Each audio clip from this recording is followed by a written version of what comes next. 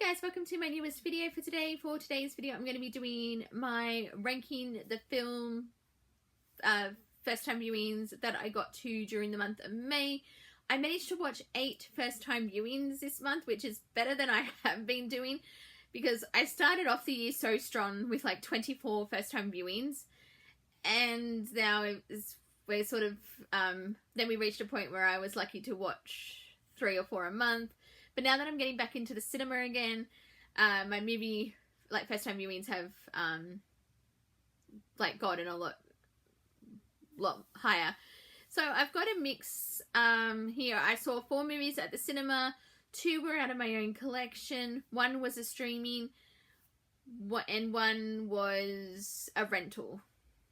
So I'm going to start off with the 3 stars. I have 2 3-star ratings. First one is Send Help by Sam Raimi, which I didn't get to see at the cinema because it was at that point where I was still very much in my recovery mode. So I was waiting for it to hit Disney Plus to watch it. And I'm glad I streamed this because I was a little disappointed in it. It didn't really turn out like how I thought it was going to. I thought it was going to be that the 2 main characters were going to find themselves having to work together because there's an evil on this island. And while there was an evil on the island, it wasn't in the direction that I thought it was going to go into. And I will say the first, like, 40 minutes with Rachel McAdams' character and establishing that, oh, she's this quiet, really awkward, nerdy girl who knows she just has to stick it out and she's going to get rewarded. Then I had so much secondhand embarrassment. I was actually thinking of turning it off and they hadn't even got to the island. That was such a waste of time trying to get through, and I would have rathered it just be, oh yes, here's a character. She's this really awkward girl, but she's great at survival. Like, she knows how to survive situations. And then you have the jerk of a boss who's going to give it to somebody else, like the position she's been promised to somebody else. Yeah, that whole thing set up was way too long. It had to be cut, could have been cut 20 minutes. I would have rather they just focused on surviving getting to the island. Because from there, the movie did pick up. There was a lot of actually really good gore effects. And I'm not normally a gory person, but the gore in this one was pretty good. It went in directions I wasn't expecting it to go, and I was watching it, and including one particular scene, and I went, are they really going there?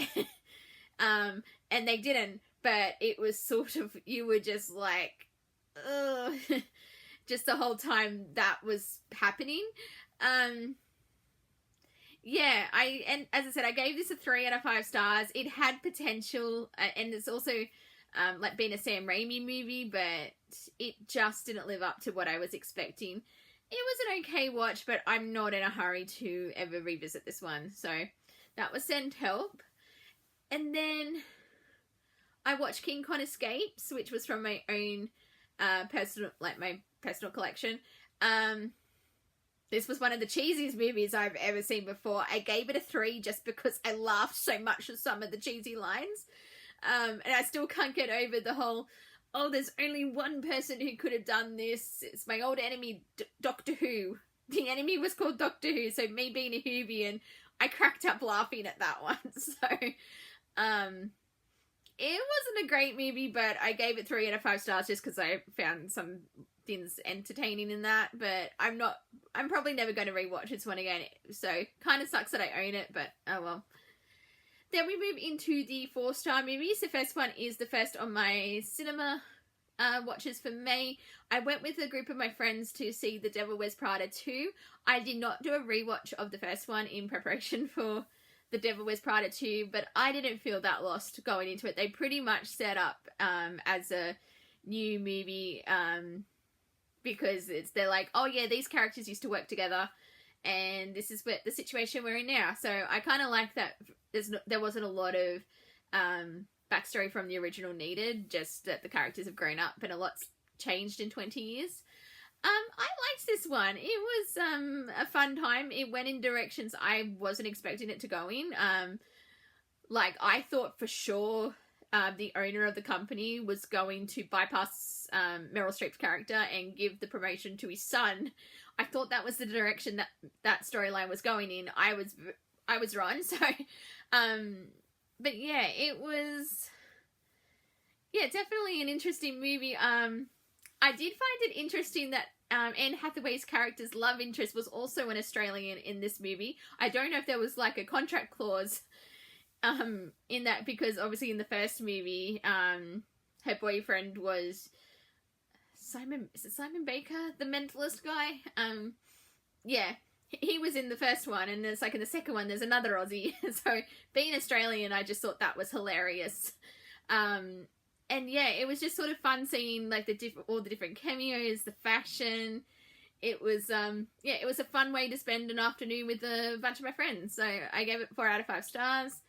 And then I watched another one from my own collection, and that was Dorian Gray, which I've only recently purchased. So win for that, where I actually watched something I bought in a recent spate of time. I wanted to watch it because Douglas Henschel has a part in it. Very minor part, but it was sort of fun watching him in the background, and he had a couple of like bigger scenes, but there was a lot of sexy times that I wasn't expecting. But as I said in my physical media wrap up, it's an Oscar Wilde story. I should have expected it. And also, yes, I'm glad I watched most of this when my parents went home, because some of those scenes that would have been very awkward had they been home. But I enjoyed the story as a whole. It was like a fun supernatural Victorian like gothic horror, and I think it would be a fun one for 31 Days of Horror down the line.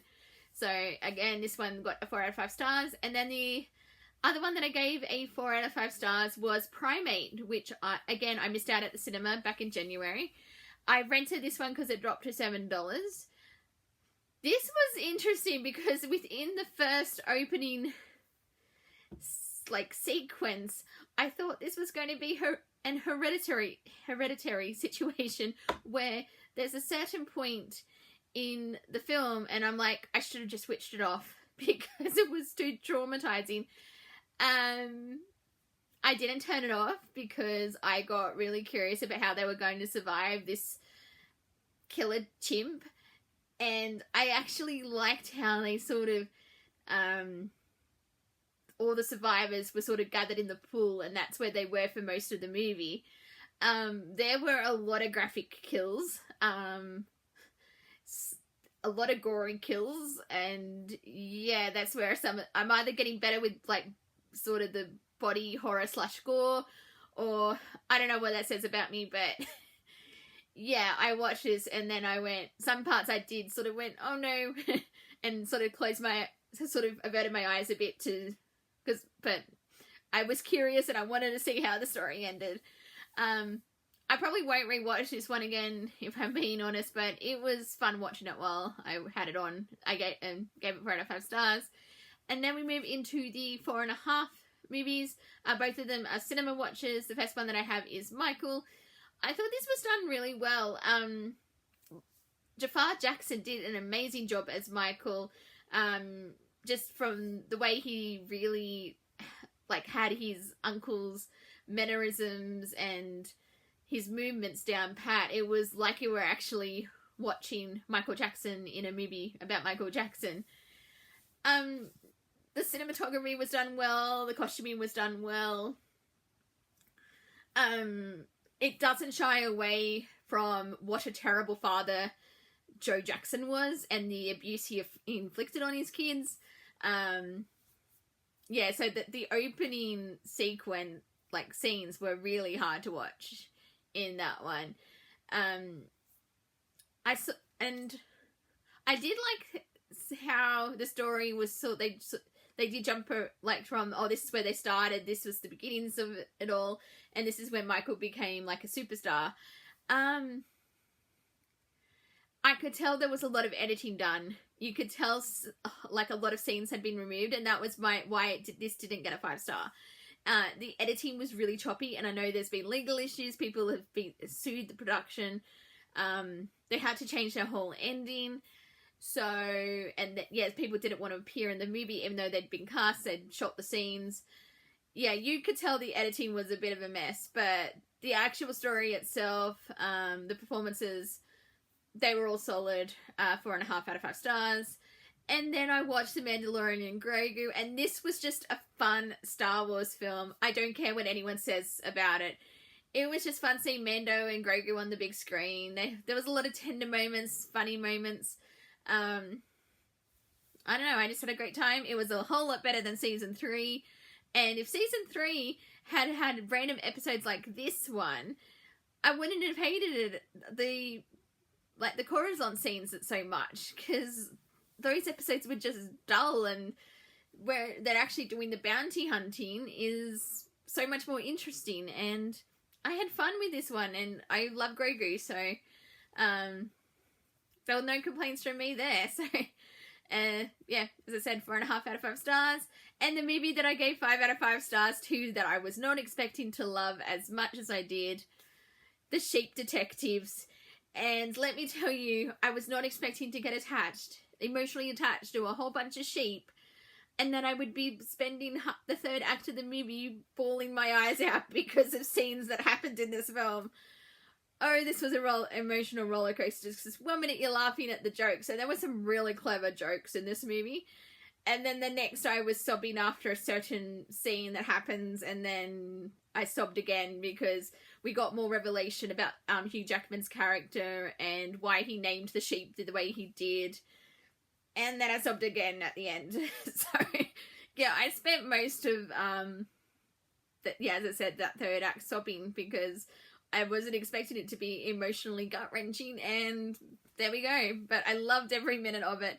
5 out of 5 stars. My favourite first-time watch of May, and I can't wait to watch it again to put myself through that emotional trauma.